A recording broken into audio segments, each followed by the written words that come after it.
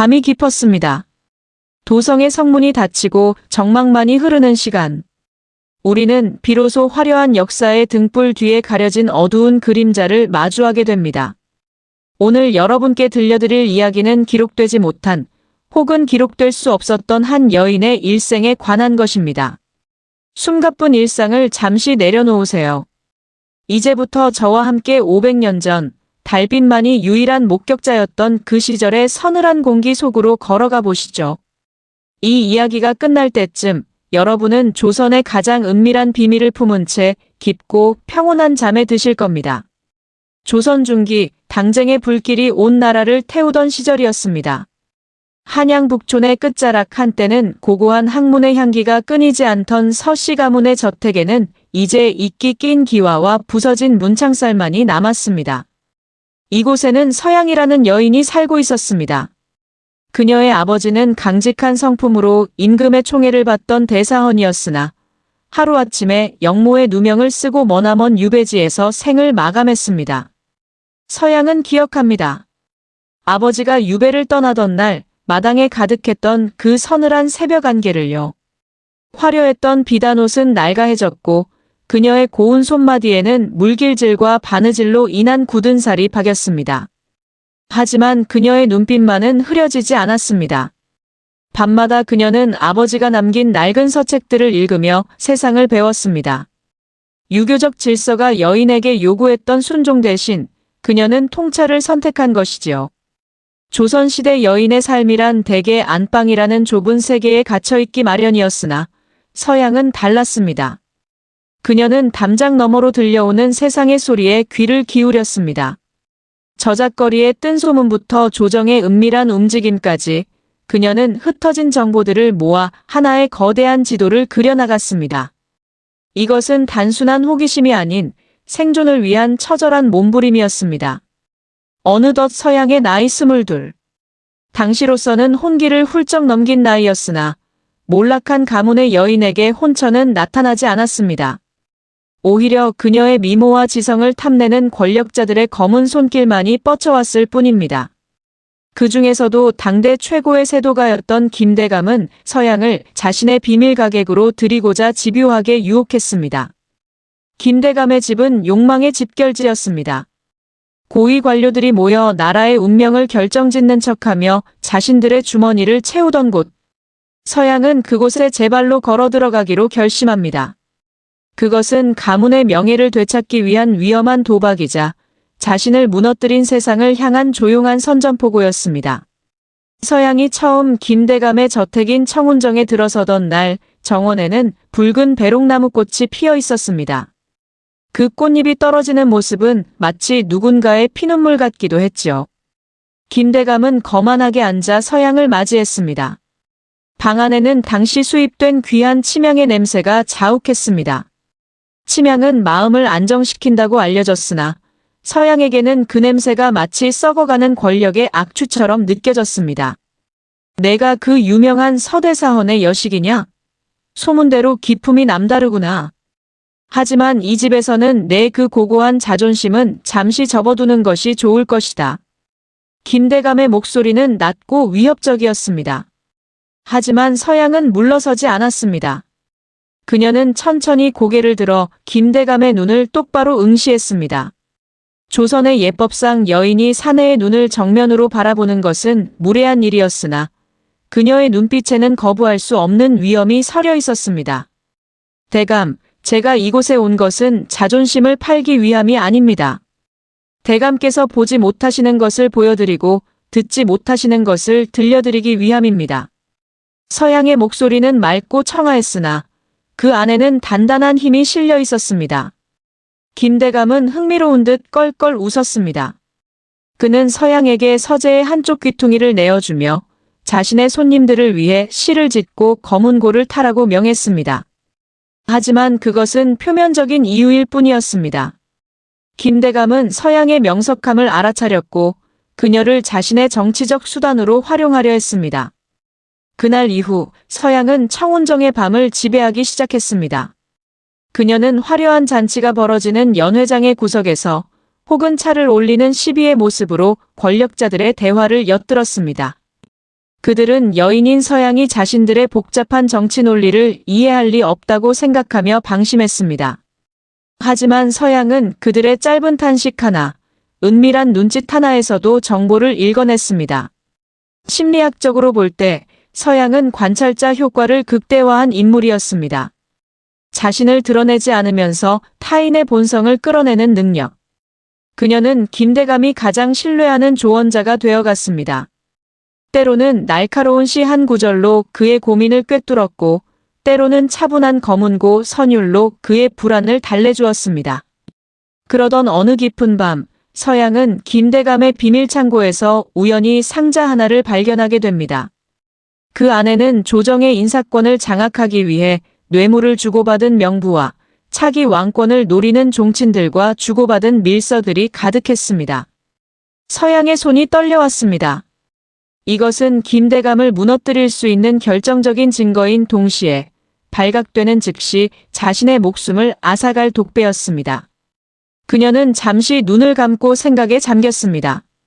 아버지, 이것이 제가 가야 할 길입니까?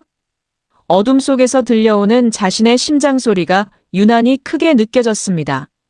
촛불이 일렁이며 벽에 커다란 그림자를 만들어냈습니다. 서양은 그 그림자 속에서 자신의 운명을 보았습니다. 이제 돌아갈 길은 없었습니다. 서양은 조심스럽게 밀서 한 장을 품속에 갈무리했습니다. 그리고 아무 일도 없었다는 듯 서재로 돌아와 검은고를 잡았습니다. 잠시 후 김대감이 들어왔습니다. 그는 술에 취해 비틀거리며 서양의 어깨에 손을 얹었습니다. 서양아, 너만은 내 곁을 떠나지 마라. 이 도성에 믿을 놈 하나 없구나. 그의 목소리에는 권력의 정점에 선 자의 지독한 외로움이 묻어 있었습니다. 서양은 그의 손길을 피하지 않고 담담히 연주를 이어갔습니다. 그녀의 손가락 끝에서 울려 퍼지는 선율은 애절하면서도 차가웠습니다. 그것은 곧 다가올 파국을 알리는 진혼곡과도 같았습니다. 이처럼 서양은 욕망과 권력, 복수와 생존이 뒤엉킨 청운정이라는 거대한 늪에서 자신만의 전쟁을 시작했습니다. 그녀는 단순한 복수기가 아니었습니다. 그녀는 무너진 정의를 바로 세우고 싶어 했고, 그 과정에서 겪는 인간적인 고뇌와 공포를 온몸으로 받아냈습니다. 김대감의 집, 청운정에서의 생활은 서양에게 있어 일종의 수행과도 같았습니다. 그녀는 낮에는 보이지 않는 유령처럼 집안의 구석구석을 살폈고, 밤에는 김대감의 귀에 달콤하지만 뼈가 있는 조언을 속삭였습니다. 김대감은 서양의 총명함에 눈이 멀어 그녀가 자신의 치명적인 약점을 손에 쥐고 있다는 사실을 꿈에도 몰랐습니다. 하지만 서양은 알고 있었습니다. 김대감이라는 거목을 쓰러뜨리기 위해서는 그를 지탱하는 더 큰 뿌리, 즉 궁궐 내부의 힘이 필요하다는 것을요. 때마침 기회가 찾아왔습니다. 데뷔 전의 탄신 연회를 앞두고 도성 내에서 가장 기회가 뛰어난 가객과 문필가들을 선발한다는 방문화가 붙은 것입니다. 김대감은 자신의 세를 과시하기 위해 서양을 천거했습니다. 내 실력이면 데뷔마마의 마음을 사로잡고도 남을 것이다. 가서 이 나라의 주인들이 누구인지 똑똑히 보고 오너라. 김대감의 오만한 목소리를 뒤로 한 채 서양은 난생 처음 궐문의 문턱을 넘었습니다. 조선의 궁궐 경복궁의 거대한 붉은 담벼락은 압도적이었습니다. 그 담장은 단순히 안과 밖을 나누는 벽이 아니라 산자와 죽은 자, 그리고 선택받은 자와 버려진 자를 가르는 거대한 경계선 같았습니다. 서양은 숨을 깊게 들이마셨습니다. 매캐한 흙먼지 냄새가 나던 저작거리와 달리 궁궐의 공기는 서늘하고도 맑았습니다. 하지만 그 맑음 뒤에는 수백 년간 쌓인 원혼들의 흐느낌이 서려 있는 듯 했습니다. 서양은 임시로 마련된 처소에 머물며 연회를 준비했습니다. 그녀에게 주어진 임무는 데뷔를 찬양하는 시를 짓고 낭독하는 것이었지만 그녀의 진짜 목적은 따로 있었습니다. 그녀는 김대감의 밀서에 등장했던 인물들, 특히 그와 내통하고 있는 내관과 상공들의 얼굴을 확인해야 했습니다. 연회가 열리기 사흘 전 밤이었습니다. 궁궐의 밤은 도성보다 훨씬 일찍 찾아왔습니다. 인등을 든 나인들이 복도를 지나가고 나면 벌 안은 기이할 정도로 정적에 휩싸였습니다. 서양은 잠이 오지 않아 처소 밖으로 발걸음을 옮겼습니다. 발을 뗄 때마다 바스락거리는 모래소리가 정적을 깨뜨렸습니다. 그녀는 홀린 듯 경회로 근처의 연못가로 향했습니다. 달빛이 연못 위에 부서져 은하수처럼 흐르고 있었습니다. 수양버들 가지가 밤바람에 한들거리는 모습은 마치 여인의 긴 머리카락 같았습니다. 서양은 연못가 바위에 앉아 생각에 잠겼습니다. 이곳이 바로 아버지가 평생을 바쳐 지키려 했던 곳인가? 이렇게 아름답고 고요한 곳에서 어찌 그토록 추악한 음모들이 피어나는 것일까? 그때였습니다. 멀리서 들려오는 나직한 발소리에 서양은 소스라치게 놀라 몸을 숨겼습니다. 버드나무 등걸 뒤에 숨어 숨을 죽인 그녀의 눈에 혼자 산책을 나온 한 남자의 뒷모습이 들어왔습니다. 그는 화려한 관복도 위험 있는 익선관도 쓰지 않은 채 편안한 도포 차림이었습니다. 하지만 그의 어깨에서 뿜어져 나오는 고독한 기운은 숨길 수 없었습니다. 그는 바로 이 나라의 주상, 이원이었습니다. 그는 당시 당쟁에 시달려 밤잠을 설치기로 유명한 임금이었습니다. 신하들의 등살에 밀려 자신의 뜻 한 번 제대로 펼치지 못했던 젊은 왕은 모두가 잠든 밤에만 비로소 온전한 자신이 될 수 있었습니다. 이원은 연못가에 서서 긴 한숨을 내뱉었습니다. 그 한숨 소리가 서양의 가슴에 와닿았습니다. 그것은 김대감의 탐욕스러운 한숨과는 결이 다른 깊은 수렁에 빠진 자의 절망적인 탄식 같았습니다. 서양은 자신도 모르게 나뭇가지를 밟고 말았습니다. 바스락. 누구냐? 왕의 목소리는 낮았지만 서늘한 권위가 실려 있었습니다. 서양은 당황했으나 이내 침착함을 되찾고 나무 뒤에서 걸어 나왔습니다. 그녀는 정중히 엎드려 절을 올렸습니다. 소인, 이번 연회에 차출된 가객이옵니다. 잠이 오지 않아 잠시 달빛을 쐬러 나왔다가 전하의 퇴행을 방해하였사옵니다. 죽여주시옵소서. 이원은 의외라는 듯 그녀를 내려다보았습니다. 궁궐의 여인들은 대개 왕을 마주하면 사시나무 떨듯 떨거나 머리를 조아리기 바빴는데 이 여인의 목소리는 호수처럼 잔잔했기 때문입니다. 고개를 들어라. 가객이라 하였느냐? 밤의 정취를 아는 자인가 보구나. 서양은 천천히 고개를 들었습니다. 달빛 아래 드러난 서양의 얼굴은 백자처럼 맑고 깨끗했습니다. 이원은 그녀의 눈에서 기이한 힘을 발견했습니다. 그것은 욕망도 공포도 아닌 자신을 꿰뚫어보는 듯한 깊은 통찰의 눈빛이었습니다. 전하, 달빛은 만물을 비추나 그림자까지 지우지는 못하옵니다. 전하의 마음속 그림자가 이 연못보다 깊어 보여 소인의 마음이 무거웠사옵니다. 왕은 멈칫했습니다. 자신의 속내를 이토록 가차없이 그러나 부드럽게 건드린 이는 처음이었습니다. 그림자라. 너는 내 그림자가 보이느냐? 그림자는 빛이 강할수록 짙어지는 법이지요. 전하께서 지키고자 하시는 그 밝은 빛이 클수록 전하를 덮친 어둠 또한 깊은 것이 당연하지 않겠사옵니까? 그날 밤 두 사람은 신분을 잊은 채 긴 대화를 나누었습니다. 왕은 서양에게 자신의 고독을 털어놓았고 서양은 왕에게 세상 밖의 이야기, 그리고 아버지가 가르쳐 주었던 진정한 군주의 길에 대해 에둘러 말했습니다. 서양은 깨달았습니다.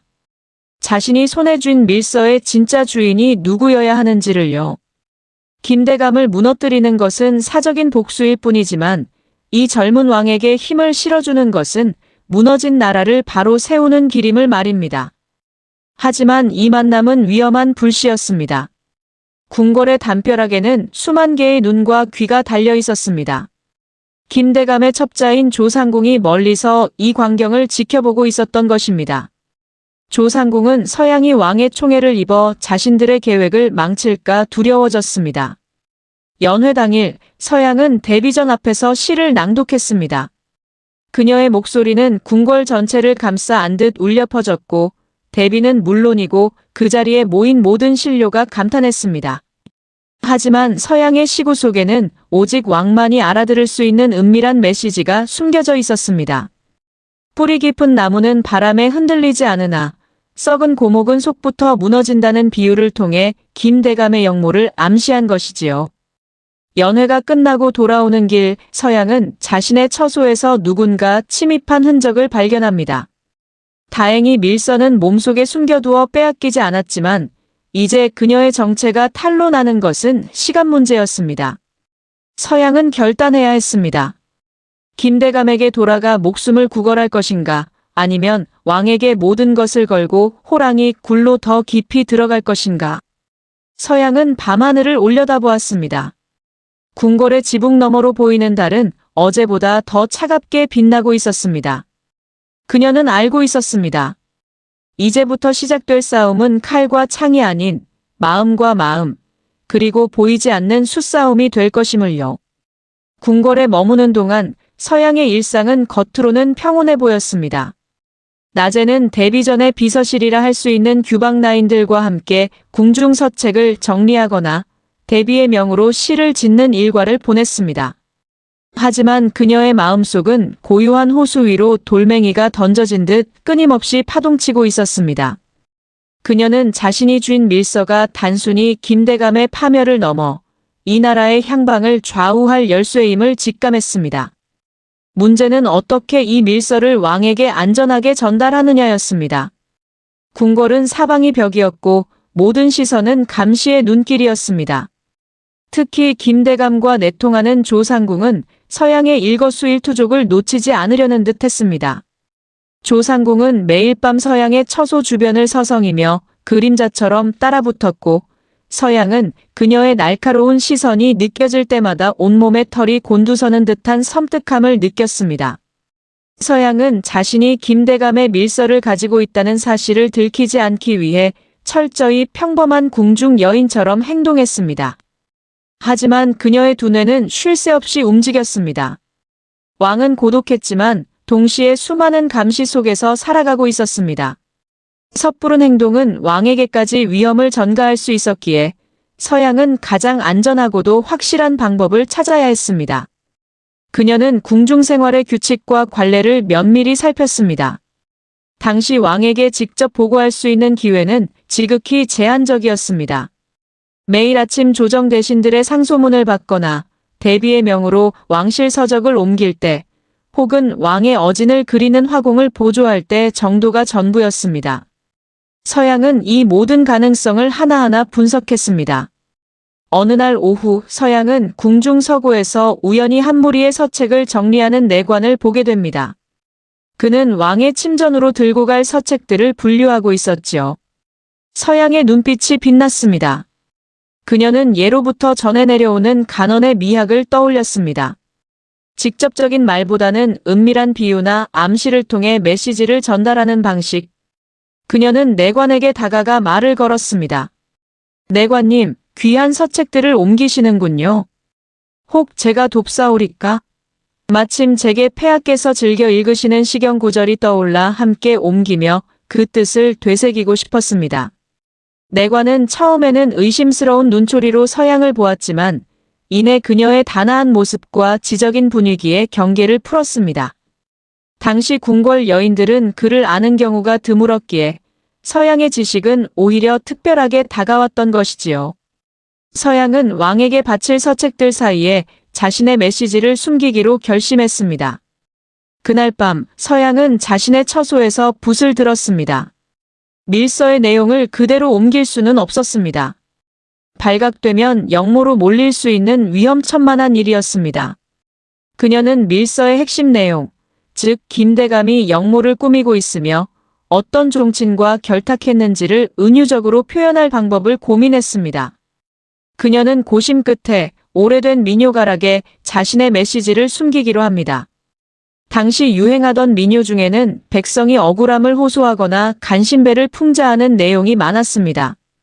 서양은 그 민요의 가락을 빌려 새로운 가사를 지었습니다. 내용은 이러했습니다. 달이 기울고 별이 떨어지는 밤 검은 뱀이 용을 꿈꾸니 백성들의 눈물말을 새엄네. 풀뿌리 같은 간신배들이 봉황을 탐하려 하니 어찌 이 나라의 운명이 평안할까. 이 가사는 겉으로 보기에는 민초들의 한탄을 담은 평범한 민요처럼 보였습니다. 하지만 검은 뱀, 풀뿌리 같은 간신배, 봉황이라는 비유는 왕이라면 충분히 그 의미를 꿰뚫어 볼 수 있는 암시였습니다. 검은 뱀은 김대감을, 풀뿌리 같은 간신배는 그와 결탁한 세력들을, 그리고 봉황은 왕실을 상징하는 은유였던 것이지요. 그녀는 이 가사를 곱게 필사하여 왕의 침전으로 옮겨질 서책 중 한 권의 낡은 책갈피에 끼워 넣었습니다. 얇은 한지 위에 쓰인 글씨는 마치 바람에 날리는 깃털처럼 가벼웠지만 그 안에는 조선의 운명을 뒤흔들 거대한 무게가 담겨 있었습니다. 서양의 마음속에서는 격렬한 심리적 갈등이 일어났습니다. 내가 과연 옳은 선택을 하고 있는가? 이로 인해 더 큰 피바람이 불어 닥치지는 않을까?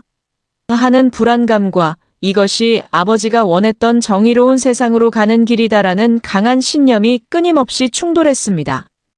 그녀의 손에서는 식은땀이 흘렀고 심장은 북처럼 울렸습니다. 하지만 그녀는 멈출 수 없었습니다. 이미 활시위를 떠난 화살처럼 그녀의 운명은 되돌릴 수 없는 곳까지 와 있었습니다. 다음 날 아침, 서양은 조심스럽게 내관의 눈을 피해 준비된 서책 뭉치에 자신이 끼워 넣은 책갈피를 확인했습니다. 책갈피는 잘 자리 잡고 있었고 아무도 눈치채지 못한 듯 했습니다. 이제 모든 것은 왕의 손에 달려 있었습니다. 그녀는 마치 아무 일도 없었다는 듯 차분하게 자신의 일과를 시작했습니다. 그날 밤, 이원은 평소처럼 침전으로 돌아와 잠자리에 들기 전 서책을 펼쳤습니다. 어둠 속에서 등잔불만이 희미하게 빛나고 있었습니다. 그는 무심코 책장을 넘기다 낡은 책갈피 하나를 발견했습니다. 그리고 그 책갈피에 쓰인 민요 가사를 읽어내려갔습니다. 처음에는 단순한 민요련이 했지만 몇 번을 다시 읽자 그의 눈빛이 흔들리기 시작했습니다. 달이 기울고 별이 떨어지는 밤, 검은 뱀이 용을 꿈꾸니 백성들의 눈물말을 새엄네. 풀뿌리 같은 간신배들이 봉황을 탐하려 하니 어찌 이 나라의 운명이 평안할까. 이원은 자리에서 벌떡 일어났습니다. 그의 얼굴에는 당혹감과 함께 깊은 깨달음이 스쳐 지나갔습니다. 검은 뱀이 용을 꿈꾼다. 풀뿌리 같은 간신배들이 봉황을 탐한다. 그는 즉시 궁중 어이를 불러 자신의 몸이 불편하다는 핑계를 대고 밤늦도록 홀로 책을 읽으며 그 민요 가사에 숨겨진 의미를 파고들었습니다. 그는 서양의 얼굴을 떠올렸습니다. 연못가에서 자신에게 그림자를 이야기했던 그 여인의 눈빛. 왕은 직감했습니다. 이 민요는 단순한 백성의 한탄이 아니라 자신에게 보내는 은밀하고도 절박한 경고임을요. 그리고 이 경고를 보낸 자가 바로 서양이라는 사실도요. 왕은 밤새도록 잠들지 못했습니다. 그의 머릿속은 복잡하게 얽힌 실타래처럼 혼란스러웠습니다. 김대감의 역모가 사실이라면 자신은 지금까지 너무나도 큰 위험에 무방비 상태로 노출되어 있었던 것입니다. 그는 서양의 용기와 지혜에 감탄하면서도 동시에 그녀의 안전을 걱정했습니다. 과연 이 여인이 이 거대한 음모 속에서 살아남을 수 있을까? 서양이 책갈피에 숨겨둔 그 짧은 민요는 왕의 가슴에 커다란 파문을 일으켰습니다. 왕 이원은 밤새 그 가사를 곱씹으며 서양이라는 여인의 존재를 다시금 각인했습니다. 그녀는 단순한 가객이 아니었습니다. 자신의 목숨을 걸고 왕에게 경고를 보낸 전령이자 이 썩어가는 궁궐에서 유일하게 믿을 수 있는 아군일지도 모른다는 희망이 피어올랐습니다. 하지만 동시에 의구심도 멈추지 않았습니다. 그녀는 누구의 사람인가? 김대감이 나를 시험하기 위해 보낸 미끼는 아닐까? 다음 날 왕은 평소보다 일찍 정무를 마쳤습니다. 그는 내관들에게 몸이 고단하니 아무도 들이지 말라 엄명을 내린 뒤 은밀히 서양을 불렀습니다. 명목은 연회 때 읊었던 시의 구절이 마음에 들어 더 듣고 싶다는 것이었습니다. 서양이 왕의 침전에 발을 들였을 때 방 안에는 긴장감이 팽팽하게 감돌았습니다.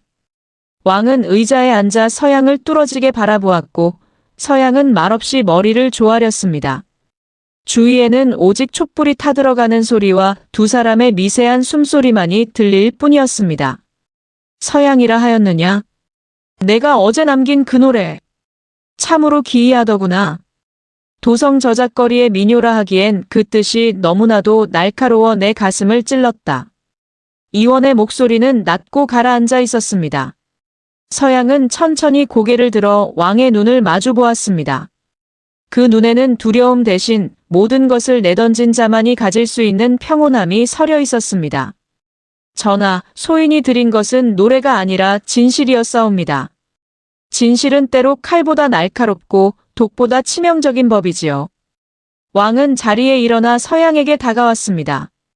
두 사람 사이의 거리가 좁혀질수록 서양의 심장은 빠르게 뛰었지만 그녀의 표정은 흔들림이 없었습니다.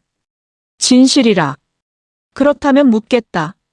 내가 말한 검은 뱀은 누구이며 그가 노리는 용은 무엇이냐? 감히 왕 앞에서 이런 참남한 비유를 든 배후는 누구란 말이냐? 이원의 호통에 서양은 오히려 차분하게 대답했습니다. 배후는 없사옵니다. 다만 억울하게 죽어간 소인의 아버님과 이 나라의 근간을 흔드는 탐욕만이 있을 뿐이옵니다. 전하, 김대감의 서재 밑바닥에 무엇이 숨겨져 있는지 보셨사옵니까? 그곳에는 왕실의 인장보다 더 무거운 영모의 서찰들이 쌓여가고 있사옵니다. 서양은 품속에서 김대감의 집에서 빼내온 진짜 밀서 중 한 장을 꺼내 왕에게 바쳤습니다. 그것은 김대감이 지방의 수령들과 병력을 모으기로 약조한 은밀한 수결이 담긴 종이었습니다. 왕은 종이를 받아들고 그 내용을 확인하는 순간 얼굴이 창백하게 질렸습니다. 그것은 단순한 소문이 아닌 실제하는 파멸의 증거였습니다. 이것이 사실이란 말이냐? 김대감이 진정 나를 몰아내려 한단 말이냐? 왕의 목소리가 떨렸습니다. 믿었던 신하의 배신, 그리고 홀로 이 거대한 음모를 감당해야 한다는 공포가 그를 덮쳤습니다. 이때 서양은 조용히 왕의 손을 잡았습니다. 조선의 법도상 있을 수 없는 일이었으나 그 순간 두 사람은 왕과 가객이 아닌 거대한 폭풍 앞에 선 두 영혼으로 마주했습니다. 전하, 두려워하지 마옵소서. 용은 뱀보다 높이 납니다. 다만 용이 잠시 눈을 감고 있을 때 뱀이 그 발치를 노리는 것뿐이옵니다. 이제 눈을 뜨시고 이 나라의 진짜 주인이 누구인지 보여주셔야 하옵니다. 서양의 따뜻하고 단단한 손길에 왕은 점차 안정을 되찾았습니다. 그는 서양의 눈 속에서 자신을 향한 충심, 그리고 그 너머의 연민을 보았습니다. 왕은 깨달았습니다. 이 여인은 자신의 왕권을 지켜줄 방패일 뿐만 아니라 메마른 자신의 가슴을 적셔줄 단 하나의 비였다는 것을요. 하지만 이들의 은밀한 독대는 오래가지 못했습니다. 문 밖에서 조상궁의 날카로운 목소리가 들려왔습니다. 전하, 약탕을 가져왔사옵니다. 문을 열어주시옵소서. 조상궁은 김대감의 지시를 받고 서양을 감시하던 중이었습니다. 서양은 재빨리 밀서를 왕의 소매 속으로 숨기고 다시 바닥에 엎드렸습니다. 왕은 서둘러 자리에 앉아 엄한 목소리로 대꾸했습니다. 물러가라. 내 지금 시를 감상하고 있으니 방해하지 말라 하였다. 조상궁은 문틈으로 새어나오는 분위기가 예사롭지 않음을 직감했습니다. 그녀는 발소리를 죽이며 물러갔으나 그녀의 눈에는 서늘한 살기가 감돌았습니다. 이제 서양의 정체는 풍전등화와 같았습니다. 그날 밤 왕과 서양은 어둠 속에서 눈빛으로 약속했습니다. 왕은 궁궐 내에 신뢰할 수 있는 소수의 무관들을 포섭하기로 했고 서양은 김대감의 집으로 돌아가 그의 마지막 영모 실행일을 알아내기로 했습니다. 그것은 사지로 다시 뛰어드는 일이었으나 서양은 기꺼이 미소 지었습니다. 심리적으로 서양은 이제 단순한 복수심을 넘어섰습니다. 그녀는 왕이라는 남자의 고독을 보았고 그 고독을 채워주고 싶다는 열망에 휩싸였습니다. 사랑이었을까요? 아니면 같은 운명을 공유한 동지애였을까요? 그녀는 스스로에게 물었습니다. 내 목숨을 바쳐 이 남자를 지킬 수 있다면 그것으로 족하다. 왕 이원 역시 마찬가지였습니다. 그는 평생을 의심과 감시 속에서 살았습니다. 하지만 처음으로 자신의 모든 치부와 두려움을 드러낼 수 있는 존재를 만났습니다.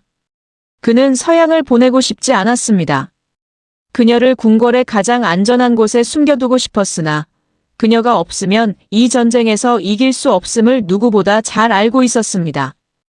궁궐의 연회가 끝나고 다시 김대감의 저택인 청운정으로 돌아온 서양을 맞이한 것은 예전의 환대가 아닌 서늘한 정적이었습니다. 대문을 들어서는 순간부터 그녀는 느낄 수 있었습니다. 공기의 흐름이 바뀌어 있었습니다. 마당을 쓸던 하인들은 그녀의 눈길을 피했고 서재 주위를 지키는 무사들의 손은 평소보다 단단하게 칼자루를 쥐고 있었지요.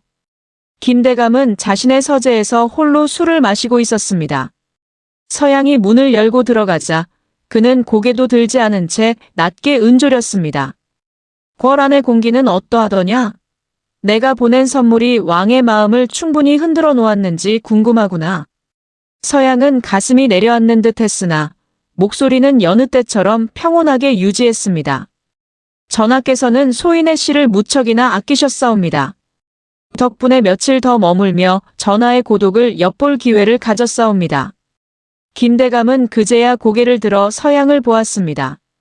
그의 눈은 이미 충혈되어 있었고 그 안에는 광기 섞인 탐욕이 이글거리고 있었습니다. 고독이라.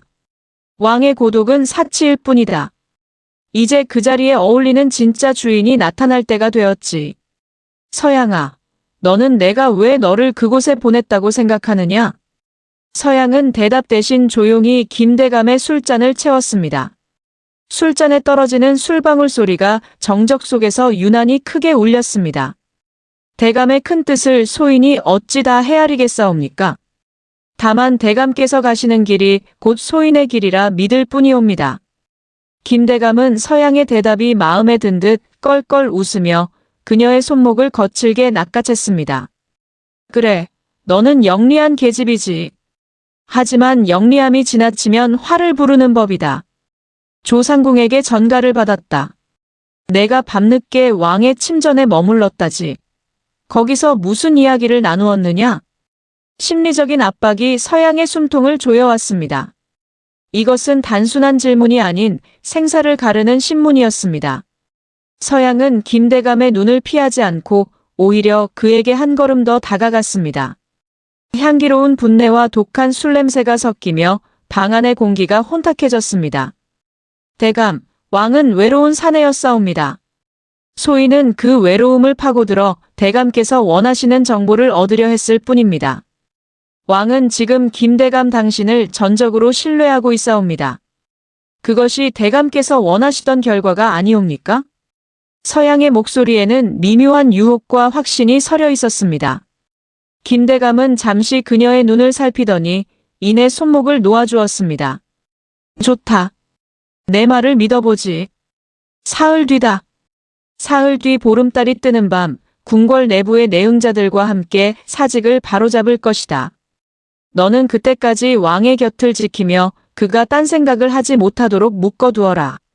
사흘 뒤. 드디어 거사의 날짜가 밝혀졌습니다. 서양의 손바닥에는 식은땀이 고였습니다. 그녀는 이제 마지막 패를 던져야 했습니다. 하지만 김대감의 의심은 완전히 가시지 않았습니다. 그는 서양을 자신의 방에 가두고 감시하게 했습니다. 밖에는 서슬 퍼런 칼날을 든 무사들이 지키고 있었고 방 안에는 오직 서양과 타들어가는 촛불뿐이었습니다.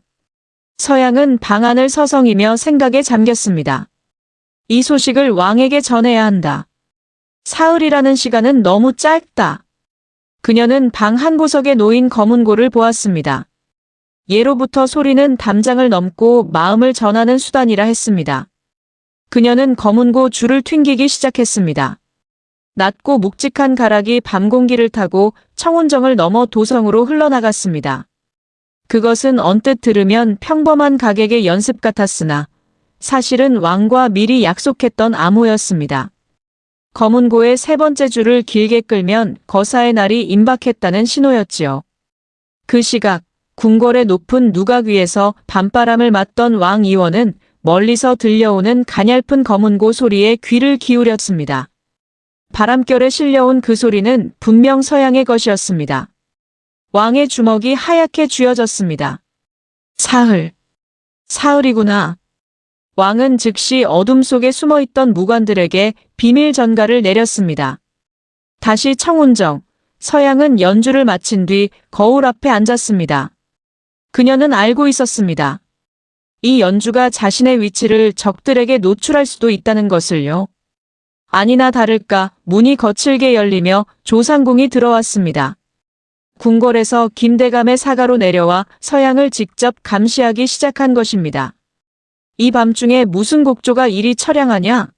내가 지금 누구에게 신호를 보내는 것인지 모를 줄 아느냐? 조상궁의 손에는 서양이 궁궐에서 실수로 떨어뜨렸던 비단 손수건이 들려 있었습니다. 그 손수건 귀퉁이에는 왕의 침전에서만 사용하는 향기가 배어 있었습니다. 내 인연, 감히 왕과 내통하며 대감님을 배신하려 들다니. 서양은 죽음의 그림자가 턱 밑까지 다가왔음을 느꼈습니다. 하지만 그녀는 비굴하게 목숨을 구걸하지 않았습니다. 오히려 차갑게 웃으며 조상궁을 바라보았습니다. 배신이라니요. 나는 배신한 적이 없습니다. 단 한 번도 이 더러운 욕망의 집단에 속한 적이 없으니까요. 조상궁의 단검이 서양의 목줄기를 겨누었습니다. 서양은 눈을 감았습니다. 차가운 금속의 감촉이 느껴지는 순간 그녀는 왕의 고독했던 뒷모습과 연못가에 비친 달빛을 떠올렸습니다. 전하, 부디 강건한 임금이 되소서. 하지만 그때 밖에서 거친 고함과 함께 칼 부딪히는 소리가 들려왔습니다. 김대감의 신복들이 서양을 죽이려는 조상궁을 제지한 것입니다. 김대감에게 서양은 아직 이용 가치가 있는 인질이었기 때문입니다. 조상궁은 분한 듯 침을 뱉으며 물러갔고 서양은 다시 어둠 속에 홀로 남겨졌습니다. 보름달이 창백한 빛을 뿌리며 도성을 비추던 그 밤, 정막은 곧 불길한 예감으로 바뀌었습니다. 김대감의 저택, 청운정에서는 수십 명의 사병이 검은 옷으로 몸을 감싼 채 출정 준비를 마쳤습니다. 김대감은 직접 칼을 차고 마당에 섰습니다. 그의 눈에는 이미 자신이 왕이 된 듯한 오만한 광기가 서려 있었습니다. 오늘 밤 조선의 주인은 바뀔 것이다. 가자, 경복궁으로. 그가 성문을 향해 진군하기 직전 서양을 가두어둔 방의 문을 열었습니다. 서양은 단정한 몸가짐으로 거울 앞에 앉아 있었습니다. 그녀는 마치 자신의 죽음을 예견한 듯 가장 아끼던 흰색 소복을 입고 머리를 정갈하게 빗어 넘긴 상태였습니다. 너도 함께 가야겠다. 왕이 무너지는 그 순간을 내 눈으로 똑똑히 보아야지. 내가 그토록 지키려 했던 그 고독한 용이 어떻게 뱀의 먹이가 되는지 말이다. 김대감은 서양을 인질로 잡아 말에 태웠습니다. 서양은 말 위에서 흔들리며 멀어지는 청운정을 바라보았습니다. 그녀의 가슴 속에는 공포보다 더 큰 결의가 타오르고 있었습니다. 전하, 부디 제 신호를 잊지 마옵소서. 한편 궁궐 안은 폭풍전야와 같았습니다. 왕 이원은 갑주를 입지 않은 채 평소처럼 침전에 앉아 있었습니다. 하지만 그의 주변 병풍 뒤에는 서양의 정보를 바탕으로 매복시킨 최정예 무관들이 숨을 죽이고 있었습니다. 왕은 서양이 보내준 밀서를 다시 한번 만졌습니다. 그것은 차가운 종이었으나 왕에게는 그 어떤 방패보다 든든한 힘이 되었습니다.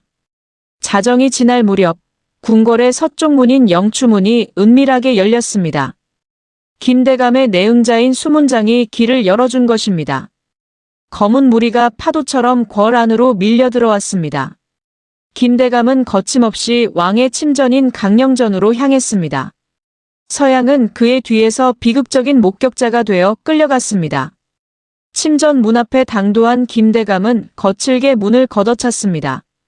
전하, 밤이 깊었사옵니다. 이제 그 무거운 짐을 내려놓으시고 편히 쉬실 때가 되었사옵니다. 김대감의 외침에 왕은 천천히 고개를 들었습니다. 그의 눈빛은 며칠 전 연못가에서 보았던 고독한 사내가 아니었습니다. 그것은 반역자를 단죄하는 군주의 서늘한 눈빛이었습니다.